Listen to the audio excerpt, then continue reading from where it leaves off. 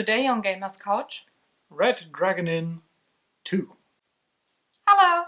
Hello. Welcome to the couch. Happy Sunday. Board game time. We hope you have a great weekend too. Enjoying all the different kinds of things that you could do, like board gaming maybe. Or drinking. Or both.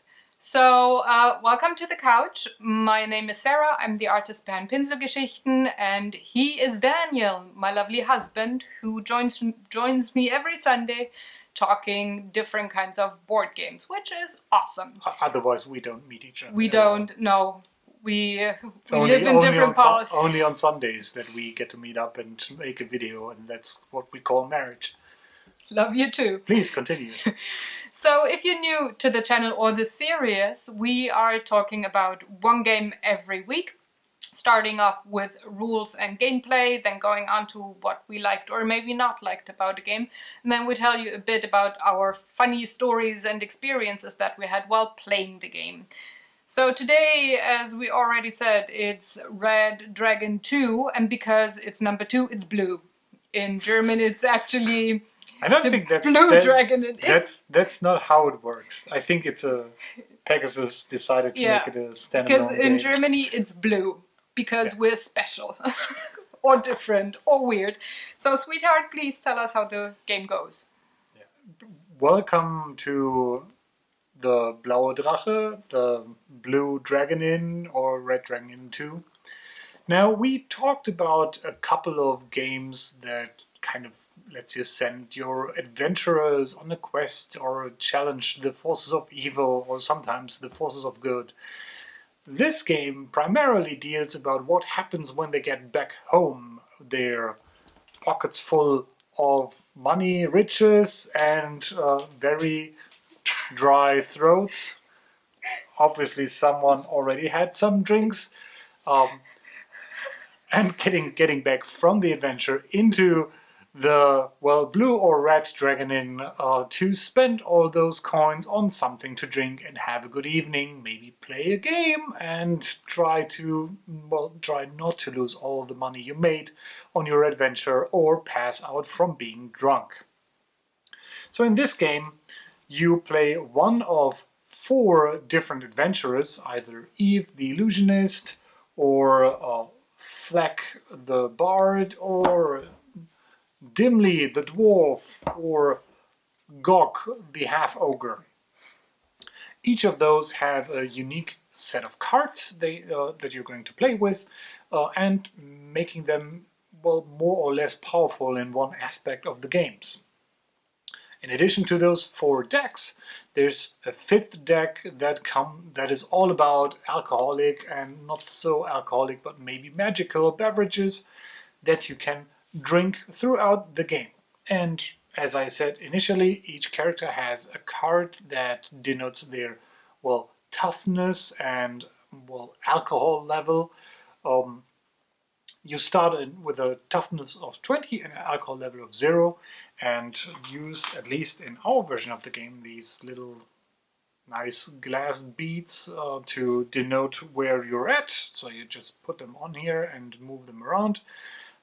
Whenever those two meet, you pass out drunk or, die from exhaustion or whatever happens. That is one way for you to, get out of the game, and all the other players will continue until there's, the last adventurer standing who wins the game. Another way to lose the game is to, end up with not having money at all. And unfortunately, this version comes with these little paper money coins that tend to like the floor more than they do like me. They want to escape from you. So if you ever run out of money at the end of a round, you're out of that round, which is unfortunate as well. So on your turn, you may discard as many cards that you have on hand and always draw up to 7 cards. Actually, it's a good idea to do that and to get rid of cards. This is not a game where you hold on to the trump card all the time until that final moment. You want to play fast and always have a specific strategy for the next turn until, well, it's your turn again, so to speak. So you draw up to 7 cards. There are different cards. Some say, well, sometimes. Some say, well, every time, and some have the classification of an action. Now, after drawing up to 7 cards, you may play exactly 1 card that says action on it. After that, well, you are pretty much done, except you have another card that says anytime or it says sometimes if it meets a certain condition. Let me give you an example of that. So an action card says here, careful, that's real fire. And if you haven't guessed yet, Eve is the illusionist, so the real fire thing is kind of really, well, surprisingly hurting there. With that, a player of my choosing loses 3 toughness, so it's a pretty much straight up attack card.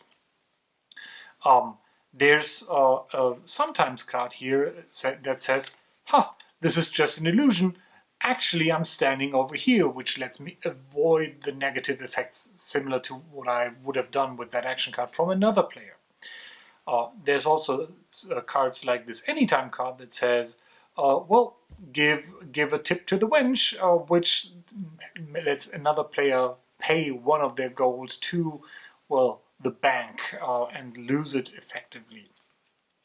So your deck consists of, well, a multitude of these cards. Most resolve around either damaging another player by reducing their toughness or increasing their alcohol level.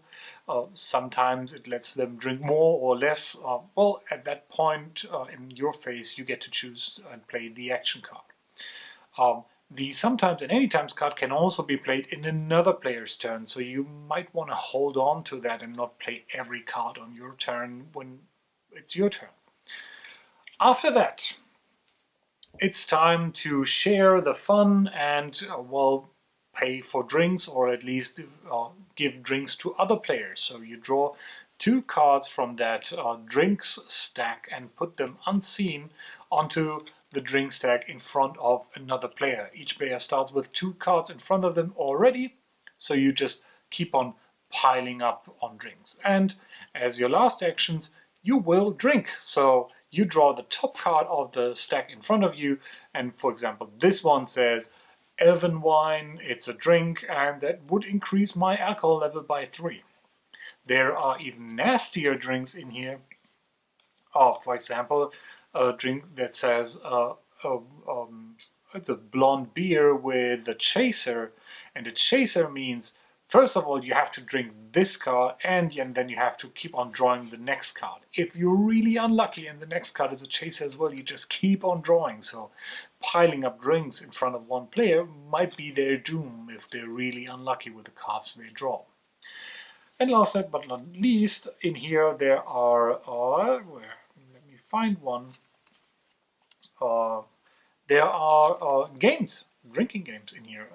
So this says ambrosia, the drink of the gods, and here you have to pay 2 pieces of gold to the bank. And if you want to try this, if you do, you increase your alcohol level by 1 and your toughness by 4. So that actually is a pretty good game to play once you started to lose some of your toughness already. And some of these games offer every player to play that game. Some of them are, get drunk, and that who is the drunkest the most after that gets some toughness back, or gets a gold from all the other players. I think you understand what this is about. There's only one part that comes into that, so it's mostly about drinks and passing out. But as I said, another way to lose the game is just to lose all your coins. There's a special set of cards in here that revolves around playing cards, but it's like a mini game within the game.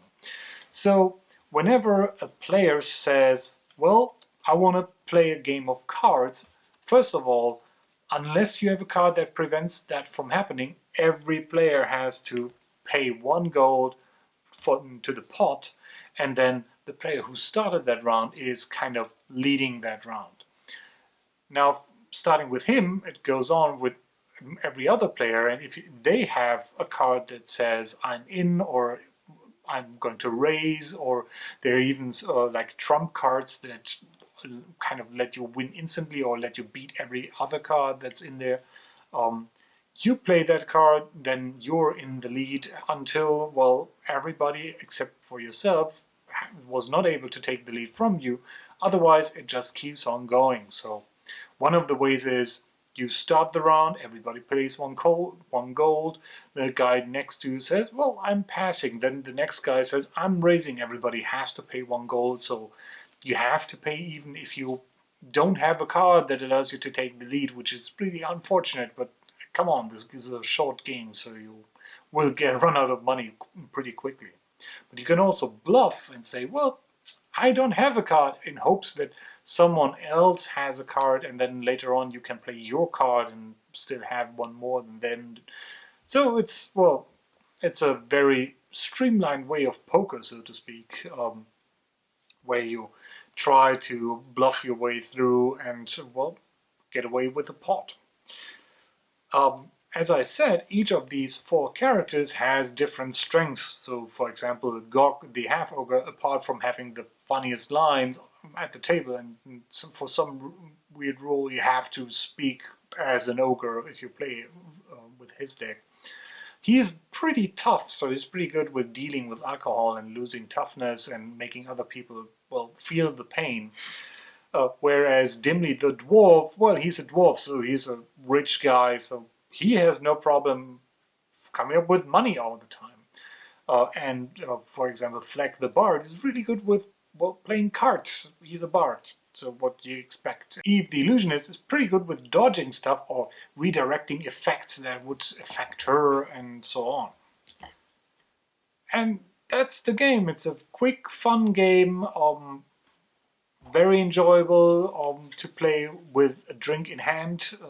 Not necessary, but yeah, pretty good. And again, this time I was reminded by the half-ogre, no, the dwarf next to me, of course. She's kind of small, tiny. This is a game, 2 to 4 players, although I have to say 3 to 4 players. Yes, you can theoretically play this with 2 players, but I think it's certainly a game has a sweet spot that benefits from having more players at the table. Yeah. So this says 30 to 60 minutes. If you know what you're doing, I'm pretty sure you could say, well, it's more 15 to 20 minutes is more realistic. It felt to me like it's way quicker played. If you know the one trick to make this game fast, then it's really 15 to 20 minutes. And the one trick is teaming up on one player and eliminating one after another and after another. You don't want to do teams. This. It makes the game fast. Well, and my husband very angry, but it works. Yeah, it depends. And I would include Red Dragon in 1 to that, or the other versions. So. Although the German version is a standalone release called Blue Dragon Inn, you will, if you're looking for this game, you will find this Red Dragon Inn 2, and multiple versions of that. They're all pretty much the same. This version is one of the simpler ones, where every character is still quite comparable to the others. If you want a more in-depth experience with more strategy or more diverse characters, take a look at all the other Red Dragon Inn things. They offer characters with additional mechanics adding on to that. But for starters, I would say give this a try, because this is easily brought up, very quick to play. Easy to teach. And easy to teach, yeah. And if that is something for you, you can expand it with all the other versions of bringing in more characters, which is a nice thing. So you can combine this with other editions and make it, well, play up to 8 players. We played with even more than that, or at least I did.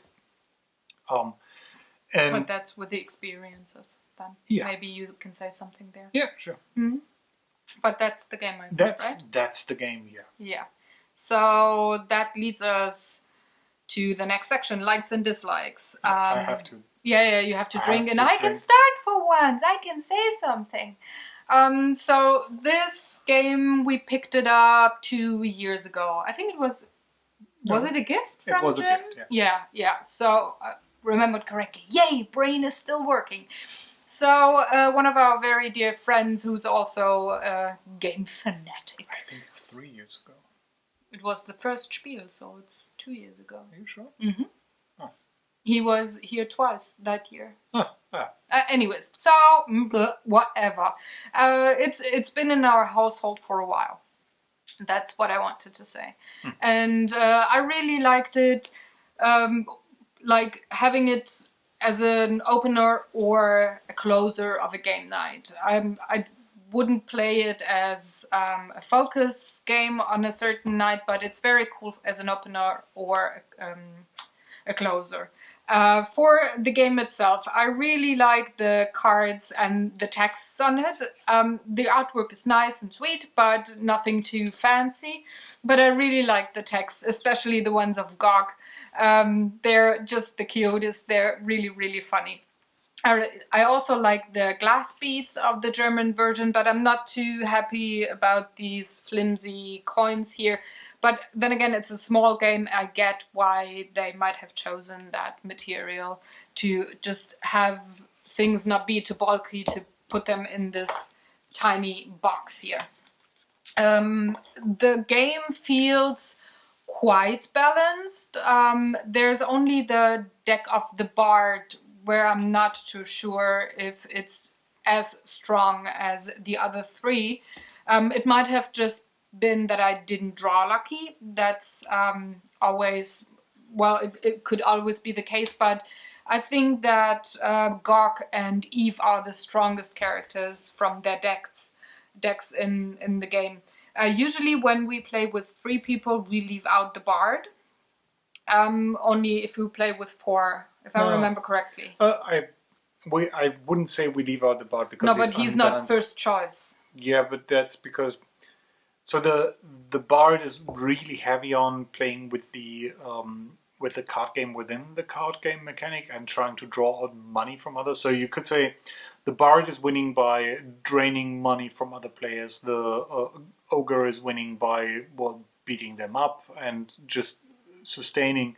The Dwarf is winning by being able to sustain his own money while also punching people or at least doling out more alcohol.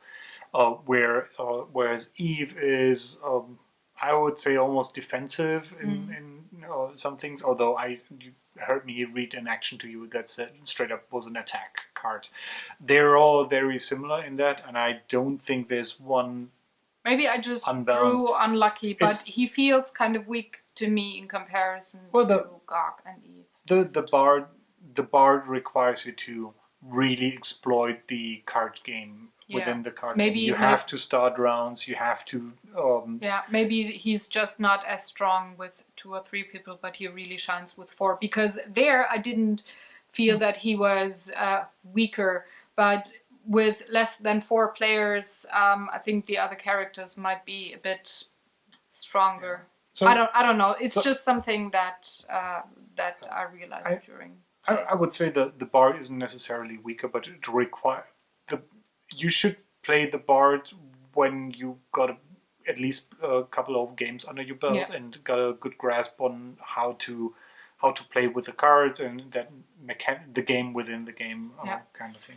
But other than that, I really like the quality of the cards and the beads. Like I said, the coins not so much, but I get why the publisher probably chose to do the coins with this very flimsy cardstock. They're quite difficult to pick up on the table, but again, it's a small game. It's fine. It's a really lovely, sweet game. It's different from other mechanics of other small games because it just combines different kinds of mechanics with the taking away kind of thing of the poker game within the game, Also just the simple attack defense kind of mechanic with the drinking, and a tiny bit of, well, bluffing when it comes to the poker game itself, and also the am I gonna take, during the drinking game, am I gonna take this or am I gonna step away from that, these kind of things. So it's different kinds of tiny mechanics that build this big game, and I really like that about it. How about you? Yeah, it's a filler game, so I don't want to say that in terms of there's lowered standards, but this is one of the games where it's quick to play, it's fun, but I wouldn't necessarily play more than maybe 2 rounds or back to back of this game. Only if you're really drinking with a game, then you could Yeah, make maybe. 3 or 4 games if you always have a tiny shot or something. In fact, if you plan on having an evening playing a game while talking about other stuff than the game, and not having something laser focused, this is perfect for that. Bring some drinks, and instead of playing poker, play, well, Red Dragon Inn. That Yeah. works. It's at least the German version. That's why I held up the box. Is comes in a very tiny box, very portable. Don't be surprised if you see the US version, which comes in a big box. I think they already made that with space in mind for the expansions. If you want to go for that, yeah. For me, it's literally just a great filler game to play while waiting for other people to arrive to bring out the bigger games, or to have it as a quick game in between games. Perfectly fine. I like the humor. There's it plays on all the tropes of your typical high fantasy Dungeons and Dragons kind of characters, and the other versions or the other characters do that as well. It has funny writing. It is generally fun reading the cards in the voice of the character that you're kind of playing as, and that it's not as important to win at this game. It is very luck based. Yes, there's a little bit of strategy, but it pretty much comes down to how lucky you are with the 7 cards that you're drawing and what others are playing. Sometimes you're really lucky and you have all the cards in hand that you need to win card playing rounds, but then nobody starts around. Or if you start around, then everybody else suddenly has either cards to drop out or has cards that make him win that instantly. It's very luck based, but yeah, that's fun. Great. And I like the idea of coming back from an adventure, spending all the money, and not try to lose everything, but still try to stay conscious and not fall off your chair from alcohol poisoning. It's probably that the other adventurers that you have been with in the dungeon are fairly new to you, so you want to still have your part of the coins that you collected, and you want to make sure that you're not unconscious because you don't know what they might do to you. No, Maybe they have paint funny faces on you or whatever. They would drop you, I'm pretty sure. Yeah, so that's pretty much the story why you want to stay conscious and have all the lovely money in your bag once the night really ends. So I really like it. So how do you rate? Well, this gets a scotch, a vodka, and a mate. Is it mead? Oh, a meat. Yeah. Oh, well, the mate might also be nice. A meat mate. A meat mate. Oh, yeah. Sweet as honey. So for me, it's 8.5 out of 10 because I don't like the coins of the German version, but the game itself is really sweet. So it's a solid filler game, and I hate that word filler game, but that's what it is. So tops, and it's something different to play once in a while. And I have to say the production quality of the US version when I played with that was a lot better than this. And you said you like the cardstock. Actually, the cardstock is pretty flimsy in the German version. There's better ways to. Well, to have there cards. I do have way more gentle hands, so I won't break anything. Maybe that's why I didn't realize. These are They're play cards, they just don't. like. I'm looking for the word. They're not these satin coated sheeted. You don't have the texture on the cards, and No. they're really thin.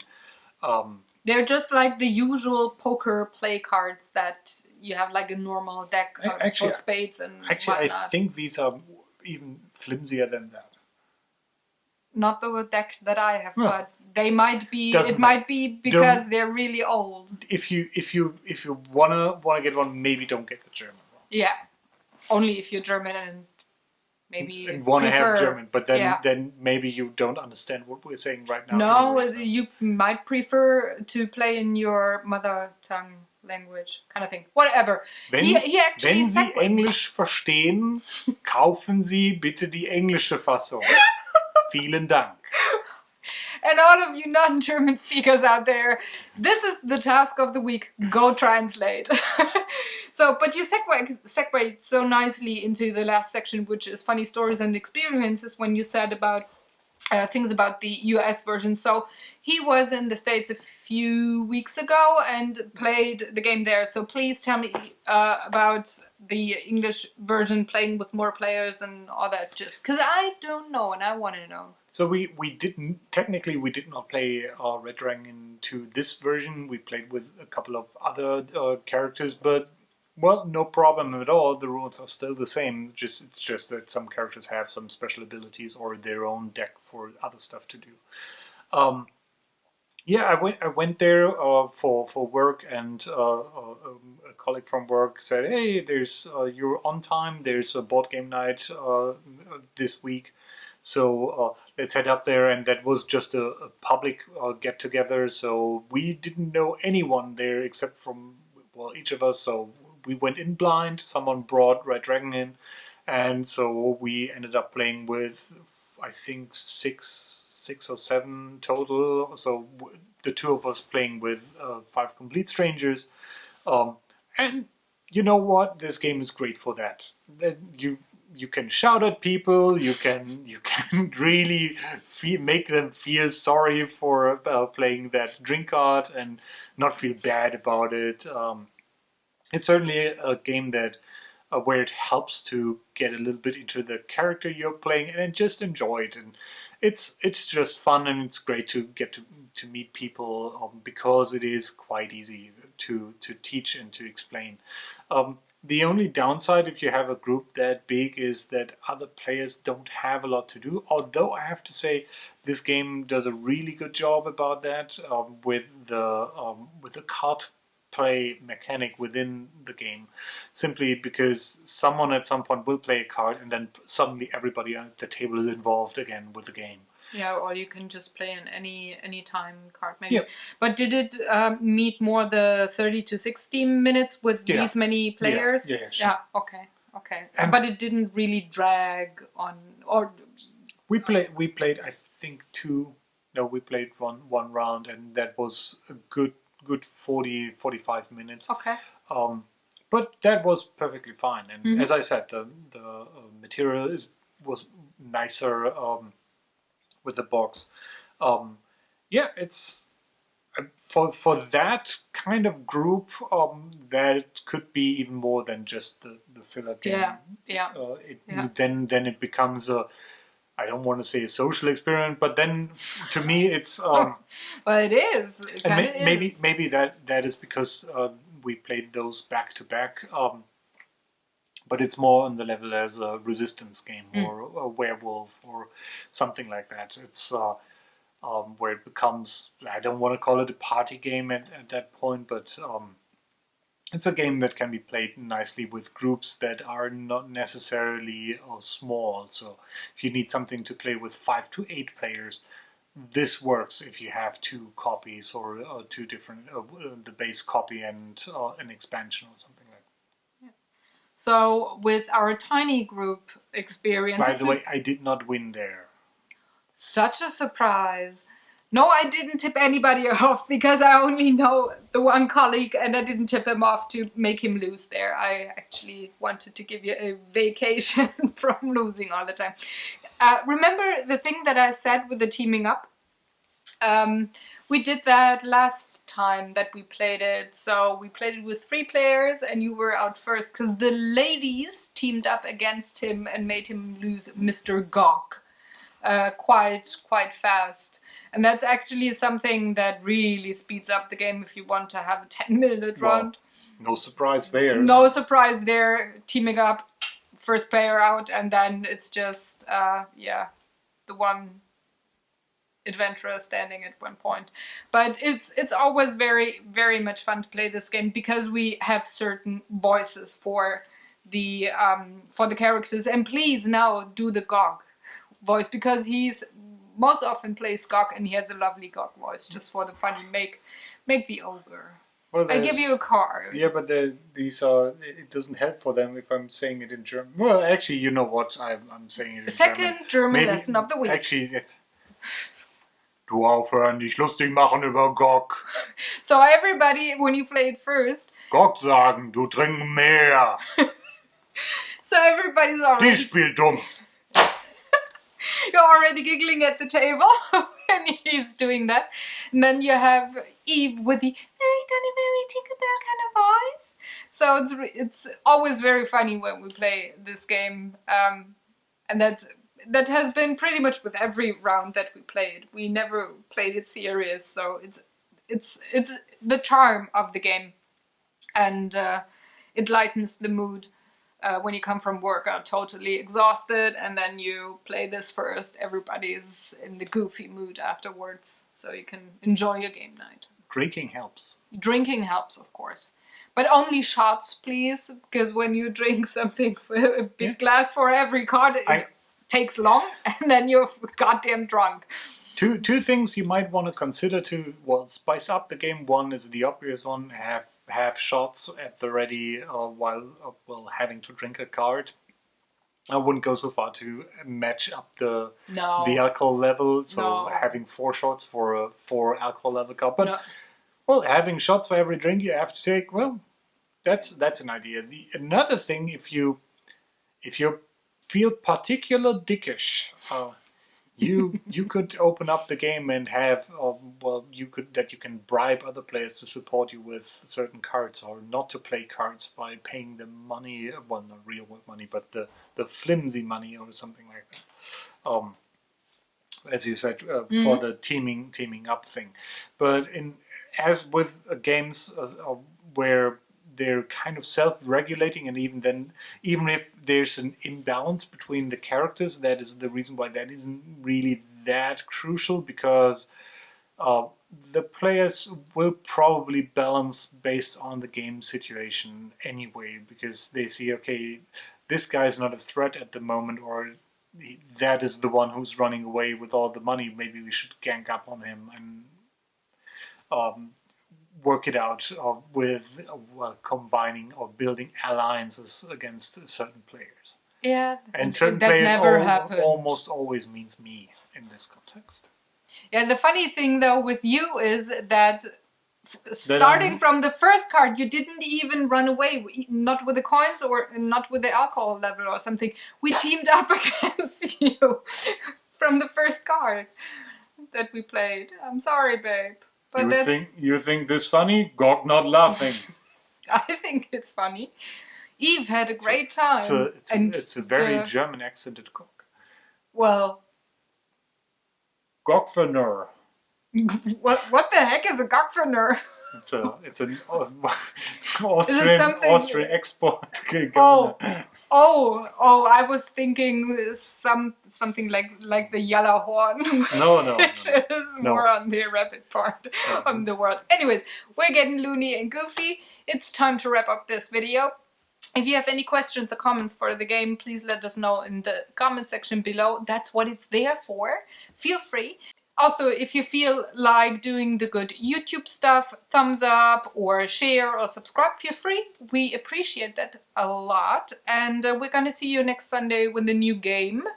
And throughout the week, I do have a lot of art stuff for you on the channel. So stay tuned, take care, have fun, play games, enjoy your weekend. Ta-da, bye. Gog saying goodbye. Bye.